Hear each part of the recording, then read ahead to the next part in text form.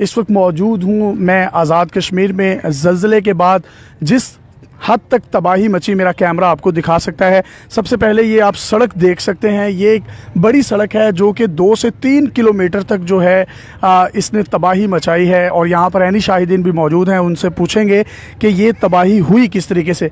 अगर मेरा कैमरा आपको दिखाए तो आप देख सकते हैं 3 से 4 लेयर्स हैं इस सड़क की, और हैवी कंक्रीट और दूसरे जो बड़े पत्थर हैं जो कि यूज़ होते हैं सड़क बनाने में, वो उसने किस तरीके से उन जकड़े हुए पत्थरों को भी तबाह कर दिया, उनकी आपस में मिली हुई तमाम कनेक्टिविटी को ख़त्म कर दिया। और इसके बिल्कुल साथ में जो है वो नहर है। यहाँ पर बेशुमार गाड़ियाँ जो हैं, ये वन वे है। आज़ाद कश्मीर से लोग गुजरात की तरफ जाते हैं, जीटी रोड की तरफ जाते हैं, और जीटी रोड से बहुत सी गाड़ियाँ यहाँ से चढ़ती हुई कश्मीर की तरफ जाती हैं। बिल्कुल ये भी आप देख सकते हैं कि सड़क किस तरह नहर की तरफ ढलती हुई नहर में जा गिरी, और इसके नतीजे में कितना नुकसान हुआ। यहाँ के ऐनी शाहिदीन दुकानदार मौजूद हैं, इनसे पूछते हैं कि ज़लज़ला जब आया ये कहाँ थे और टाइम क्या था, और इन्होंने अपनी आंखों से जो हालातों वाक़यात यहाँ पर देखे वो असल में क्या थे। एक बुजुर्ग शहरी हैं जी। बाबा जी बताइएगा हुआ क्या। जी बिस्मिल्लाहिर्रहमानिर्रहीम। हम अल्लाह को नाज़र बात कर करेंगे, वो दूसरी नंबर वाली बात हम नहीं करते हैं कभी भी। 4 बात अगर कुछ मिनट पर यह वाक़या हुआ है, हमें टाइम सही अंदाज़ा याद नहीं, क्योंकि उस वक्त हम अफरा तफरी में थे। एक धमाका से शक्ल हुआ है, एक दफ़ा ज़मीन दाएं तरफ चली है, एक ज़मीन दफ़ा बाएं तरफ धमाका हुआ। हम दुकानों से बाहर आ गए हैं। जब बाहर आ गए तो ज़मीन रिसना शुरू हो गई है और रिसकती रही है। जहाँ पर गाड़ियों लोगों की खड़ी थी, लोगों की गाड़ियाँ बड़ी डैमेज हुई हैं। जानी यहाँ पर नुकसान नहीं हुआ। मार्केट की पिछली साइड पर 2-3 आदमी नुकसान हुए हैं जो शायद शहीद हो गए हैं, कुछ ज़ख्मी हो गए हैं। और उसके बाद दुकानों का अंदर से डैमेज बेशुमार मामला हो गया है। लाखों का माल लोगों का पड़ा हुआ था, अंदर दरारें पड़ गई। ये जो गाड़ियाँ कुछ नहर में भी गिरी हैं। ये जो नहर में कोई गाड़ी नहीं, गैर में कोई गाड़ी नहीं गिरी, यहाँ पर ही खड़ी रही हैं। गाड़ियों का डैमेज छोटा मोटा हुआ, ज़्यादा डैमेज नहीं हुआ। जो गाड़ियाँ हमने देखी, कुछ वीडियो सोशल मीडिया पर चल रही थी, उन गाड़ियों को निकाला कैसे गया। गाड़ियों के बाद फिर अपनी मदद आपके तक रात के 8 बजे तक, 8:15 बजे तक हमारी कोई मदद किसी ने नहीं की। 4 मिनट पर कोई कौमती, कोई आदमी, कोई सियासी, कोई लीडर कोई हमारे पास नहीं पहुंचा है। तकरीबन 8 बजकर कुछ मिनट के बाद तक हम तक यहाँ पर इंतजार करते रहे, हमारे किसी ने कोई नहीं सुनी। अच्छा, ये आपकी दुकानें हैं, आपका भी काफी नुकसान हुआ है। जब सड़कें टूटी हैं तो कोई ग्राहक भी नहीं आएगा, तो किस तरीके से आप अपना। कल से दुकानें हमारी बंद है, अभी बंद है। तो अंदर से जो डैमेज हुआ सामान, उसका तो हम अंदाज़ा नहीं लगा सकते हैं। वो सारा सामान क्रैश हो गया है।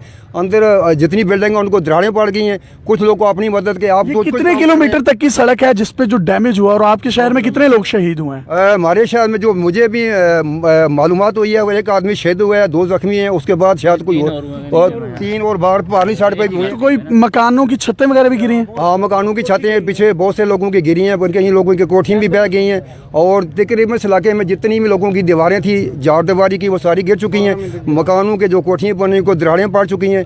काफ़ी लोगों का बड़ी हद तक जो है तबाही हुई। अगर मेरा कैमरा आपको दिखाए तो आप देख सकते हैं ये वापटा की 11 kV की वायर हैं, और जिसमें आप देख सकते हैं कि ट्रांसफार्मर भी ऊपर से गिरा और वो नीचे पानी में जा गिरा है। खुदा न खास्ता अगर बिजली का निज़ाम प्रॉपर तौर पर मुनक़ता ना किया जाता और पानी में ये ट्रांसफार्मर का 11 kV करंट जाता, तो किस हद तक यहाँ पर लोहे की तमाम गाड़ियाँ थी, और ये करंट जो है काफ़ी हद तक जो है हलाकतों का सबब बन सकता था। ट्रांसफार्मर मेरा कैमरा आपको दिखा सकता है।